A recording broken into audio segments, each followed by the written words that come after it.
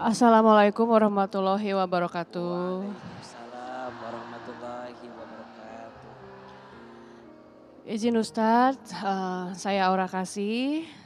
Saya memulai karir dari sekitar umur 19 tahun dan memulai dari nol dengan tentunya dengan proses yang sangat panjang. Dan dalam proses tersebut banyak sekali ujian yang selalu datang, apalagi saya ada di dunia entertainment ya Ustadz. Dan salah satunya adalah saya harus menghadapi perceraian yang mungkin ada sebagian yang tahu di sini pernikahan yang sangat singkat, 1 tahun, sekitar 1 tahun. Kebersamaan saya bersama mantan suami saya. Dan itu bukan keputusan yang mudah, apalagi ketika kita menyadari bahwa saya harus melanjutkan hidup sebagai ibu tunggal. Yang mungkin ada beberapa orang mungkin yang sudah bercerai tetapi masih saling bisa bersama atau mantan suaminya masih menafkahi. Gitu. Tapi kalau saya sebaliknya tidak sama sekali, tetapi saya memaklumi mungkin karena rezeki masing-masing suami atau mantan suami itu berbeda ya, masing-masing beda. Jadi mungkin pas di hidup saya belum bisa seperti itu, tapi saya memaklumi itu. Ya, dan di dalam proses perjalanan itu tersebut, seringkali juga saya mengalami fitnah, gosip, perkataan yang buruk dari orang-orang, terutama paling banyak itu sebenarnya dari perempuan, Ustadz. Itu sering sekali. Jadi terkadang woman, superwoman itu terkadang ada, terkadang tidak. Dan kebetulan terjadi di saya itu banyak hal yang memang perkataan-perkataan yang tidak enak itu dari perempuan biasanya. Sama seperti Ustadz tadi bilang, don't judge book by its cover. Saya mungkin di sini yang memang masih belum berhijab, itu akan jadi tolak ukur perempuan-perempuan yang memang sudah mungkin sudah berhijab. Jadi terlihatnya seperti apa ya, tidak baiklah saya gitu loh. Begitu saya sholat, saya bangkit, saya nangis, saya bangkit, saya sholat.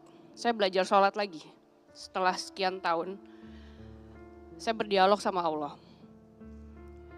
Ya Allah, saya capek, saya gak bisa mengandalkan kekuatan saya sendiri. Boleh gak selesain aja?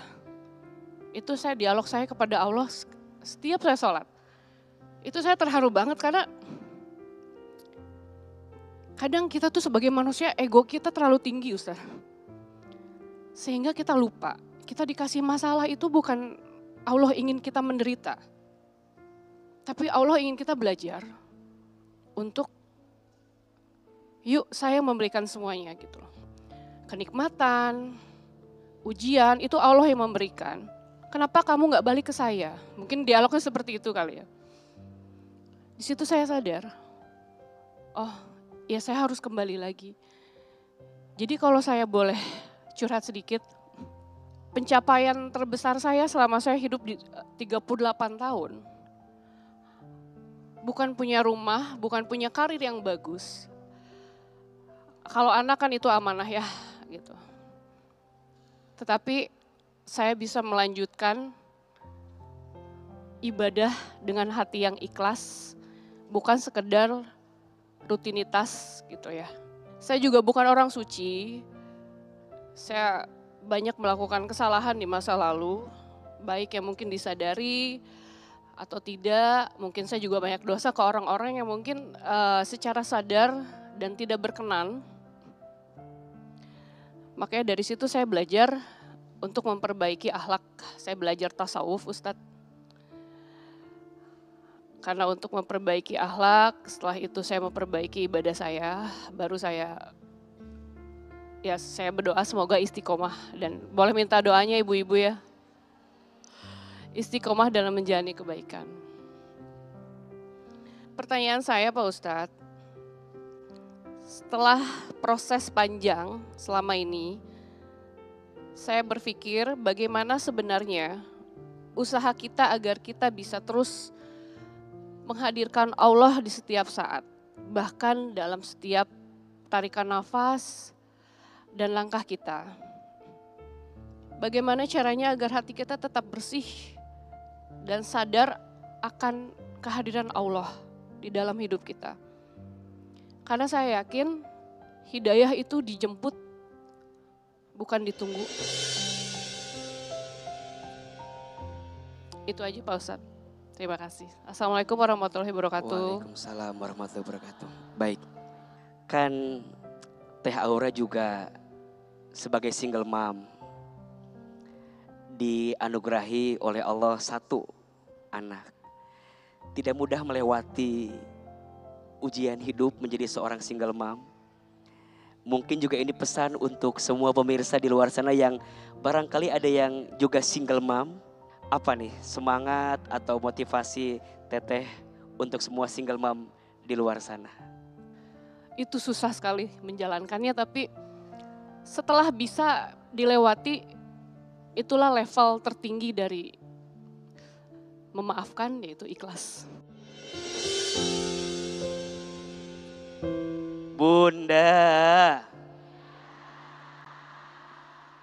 ada satu kata mudah diucapkan tapi sulit untuk dihadirkan.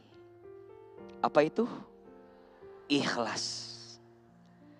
Belajarlah ikhlas dari surat Al-Ikhlas. Namanya surat Al-Ikhlas, tapi di dalamnya tidak ada kata-kata ikhlas. Itulah ikhlas. Maka percayalah bahwa Allah tidak mungkin menempatkanmu di posisi hari ini sebelum engkau melewati semua yang sulit sebelum ini. Betul? Kadang manusia itu harus dibentur agar dia dibentuk. Kadang cara Allah mencintai kita itu, kadang Allah mengambil apa yang kita cintai. Agar apa? Agar Allah mengembalikan hati seorang hamba yang kemarin pernah lupa dengan cintanya kepada Allah. Sengaja Allah ambil cinta kepada apapun agar dia kembali kepada Allah. Maka siapa orang yang paling bahagia? Orang yang dia pernah terjatuh. Orang yang dia pernah terpatah. Orang yang dia pernah terluka.